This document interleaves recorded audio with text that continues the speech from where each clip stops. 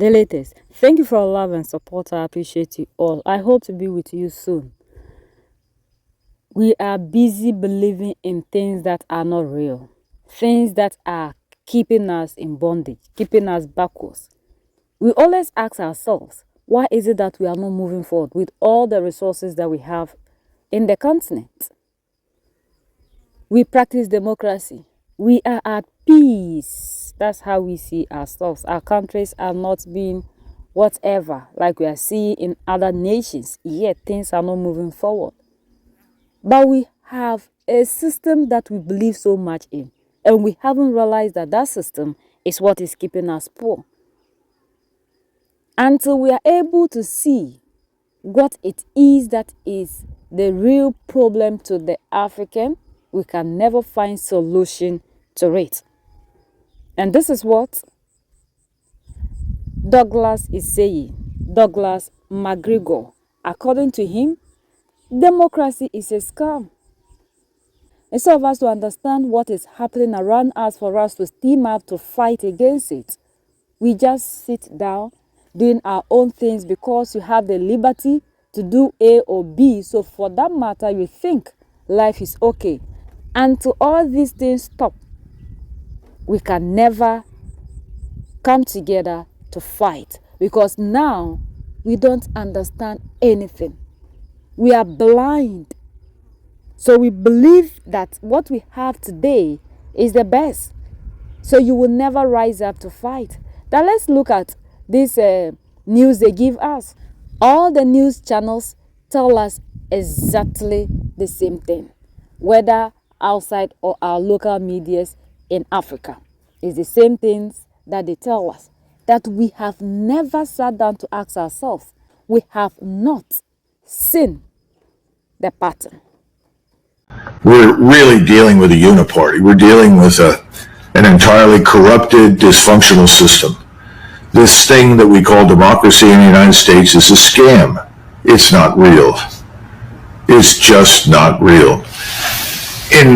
When Louis XVI was crowned King of France, people in the streets in Paris and other cities said, "Long live Louis XVI, as long as the price of bread doesn't rise."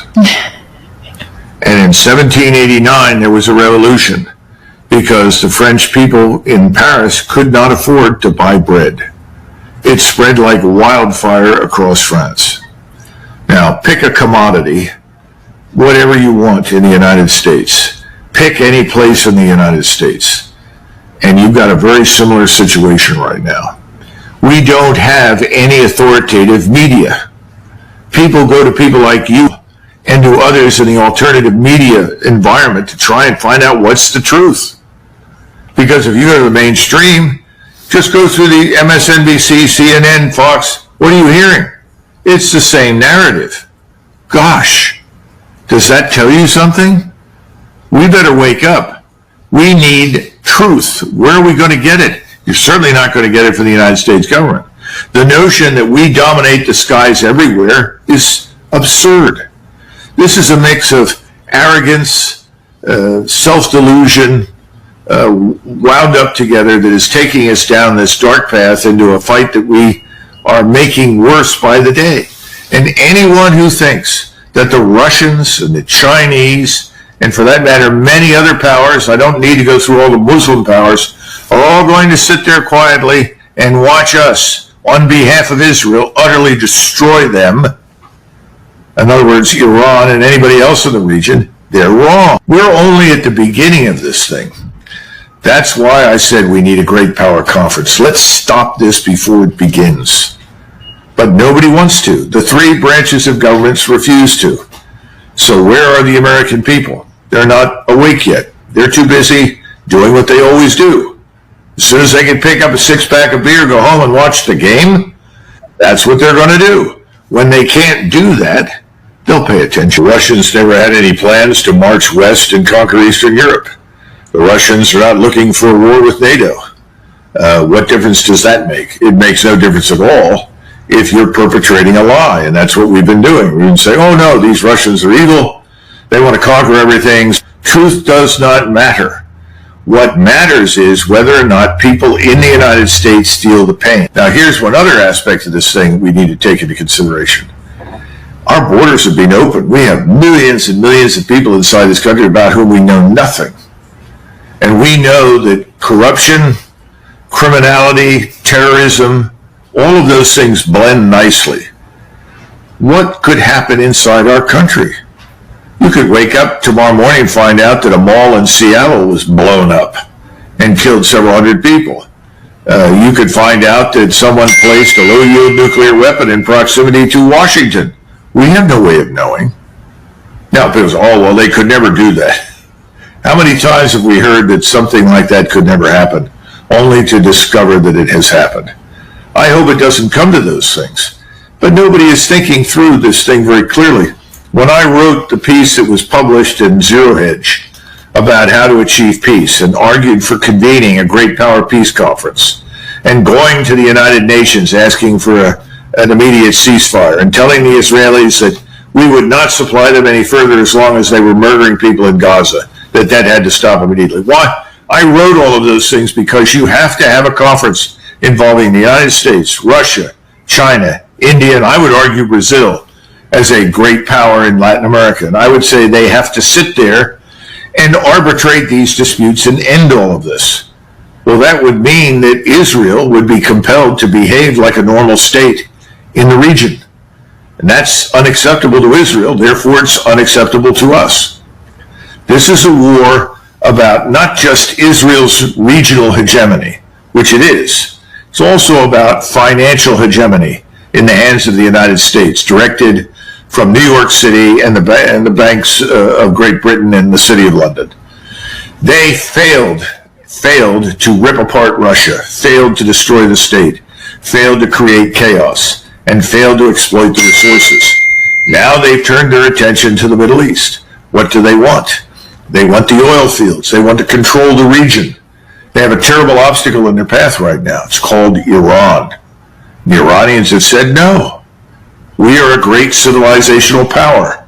We are not going to surrender. We will not turn our country over to you any more than the Russians would turn Russia over to the same financial interests in the West. So this is another replay of the same failed strategy. And how many regime change operations do we have to run before somebody finally figures out this doesn't work? I can tell you right now, everyone in Washington is rotten to the core when it comes to this business. Why? Because of money. Everyone is greedy. Everyone wants more cash. The retired 4-stars, the active 4-stars, the senators, the congressmen, the president and his entourage in the White House, everything is about money. And same thing is true for the military-industrial complex, these industries. It's true for the media. Everyone is about money.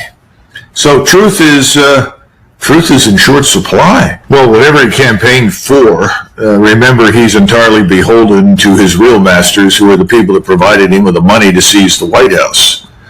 And we know who they are. That is the class of billionaires like the Adelsons and others, and the Jewish billionaires that fund the lobby and helped him to gain the White House now want to be repaid in kind. So I don't think he has much choice. What he's done, though, is that he's listened, as I pointed out before, to the same poisonous voices that took us into Ukraine, that created this terrible monster in Ukraine and then created the war that followed, that we have lost, that the Ukrainians have lost. The absence of strategy results in you arriving in a place like Stalingrad or Quang Tri in Vietnam in 1968 or 69, and then you say, where am I? What am I doing? What's the point? What are we achieving? He's not asking those questions, and he shouldn't be listening to the people that are talking to him, to be perfectly blunt.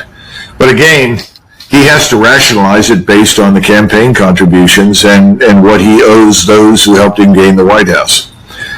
It's going to fail. This is not going to work. And then the question is, how much further do you go? I don't think we can afford to go much further.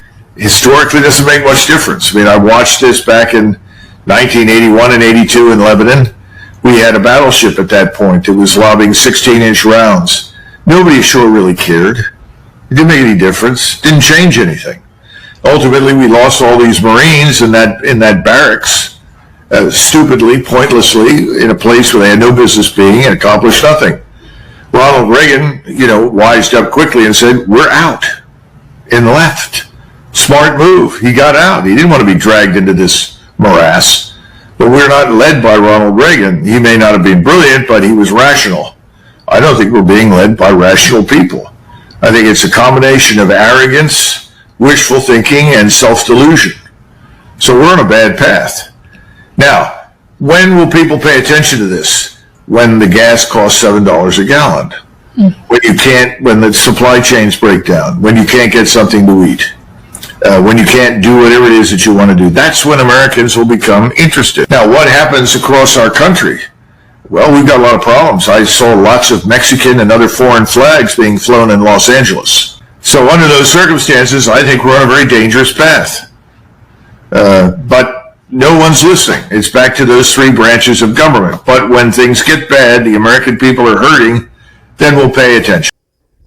Sometimes when you say Africans, we always sit down and think we are okay. Like he's referring to the Americans. What they are going through is the same thing we are going through. But they have kept them in a place that they believe that they are okay. Life is better. And they are seeing Africa rather to be suffering. But we are all suffering the same fate. Forget about the good roads, the hospitals they claim they have. But things are not the way we see them. And that is the reason to which we are running outside of the continent to go there, to make money. But in actual sense, the money is in Africa. As we are busy running, they are busy coming here. So we need to understand that the system we so much cherish is the system that is causing us backwards. The leaders we think we have under that system called democracy are the reason to which Africa is not moving forward. With that democracy, you have control over your resources. You have a say, you decide what happens. And if we continue to live under this system, I wonder what will happen to our children and the generations to come. This is the time for you and I to stop doing things that are not necessary. They have succeeded in taking our mind from whatever they are doing. So we will never channel the energy to that. They always feed us what they want us to believe and not what is actually happening. We claim we know what is happening around the world, but we know nothing.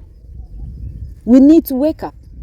Sometimes what hurts me most is the youth that needs to understand what is happening are the ones that are allowing themselves to be following these people, doing what they want. We are the same ones that will be on social media, protecting these leaders, defending them, just simply because we understand nothing that they are doing to us.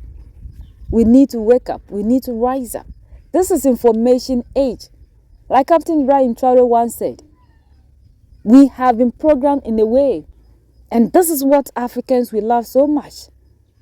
Debating over which country is beautiful and that which is not. These things don't change the narrative in Africa. These things don't develop a nation. This will not give us the freedom we are looking for. If we think that our leaders are doing nothing, then it is you and I our responsibility to change the narrative with the right mindset. If we continue to be living in the dark, there is nothing that we can do to change this narrative. We are kept in the dark, and this is what is helping them to control us the way they want. We have no right to complain about the things that our leaders do when we are the ones that are busy on social media hailing them. And when they finish causing the mess, we now sit down and say, had I known. How many of them do we want them to come in office and go before we will not see that they are not there for our interest? The world is built in a way that other people are controlling majority of us. And until we fight for our own right, the few will continue to play the majority. We need to understand that nothing good will be given to you unless you fight for it. So that's the latest around the world and in US.